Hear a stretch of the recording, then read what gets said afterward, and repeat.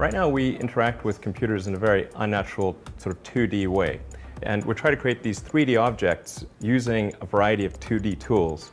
And it doesn't feel natural, it doesn't feel normal the way you should do things.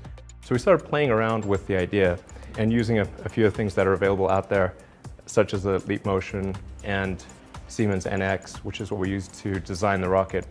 And we wrote some code to kind of integrate the two. And we started off with what you see here, which is a wireframe of the Merlin rocket engine.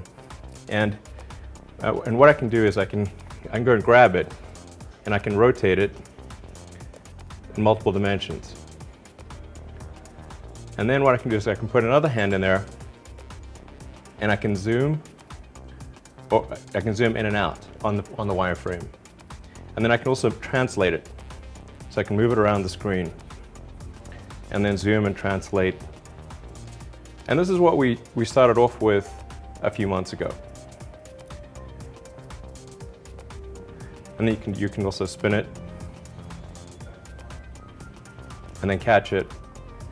So this is kind of a fun way to interface with what is really a very complex model.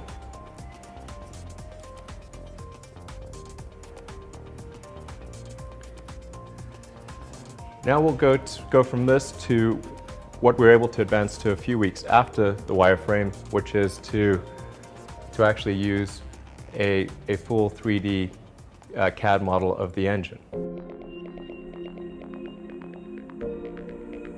So here what you're seeing is the actual interaction with the CAD software manipulating the real 3D model of the Merlin engine just using hand gestures. If you can just go in there and do what you need to do, just understanding the fundamentals of how the thing should work, as opposed to figure out how to make the computer make it work, then you can achieve a lot more in a lot shorter period of time. So then we went to a 3D projection. We started off with the kind of 3D projection that you're familiar with in the movies, where you use 3D glasses. We also did a freestanding glass projection, which is the sort of technology that was used in the Iron Man movies. And then finally we used the Oculus Rift, which is immersive virtual reality that actually tracks your head position, and you really are moving around the object. It feels like it's right there in front of you. Now let's use this for an actual component on the rocket, which is a cryogenic valve housing. You can really apply your intuition and take something from your mind to a physical object with far greater ease than we currently do. Now that we've gotten the object out of our head and into the computer, how do we get it out of the computer and into reality? So we're actually going to print this with a 3D laser metal printer. So the way that the 3D printer works is it lays down fine particles of either titanium or Inconel, and then it goes over it with a laser and melts those tiny particles onto the prior layer. So it builds it up like just layer by layer.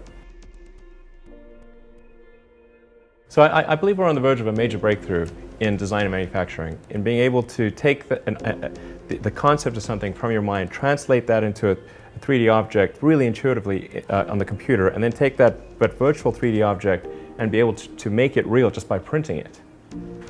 So it's going to revolutionize design and manufacturing in the 21st century.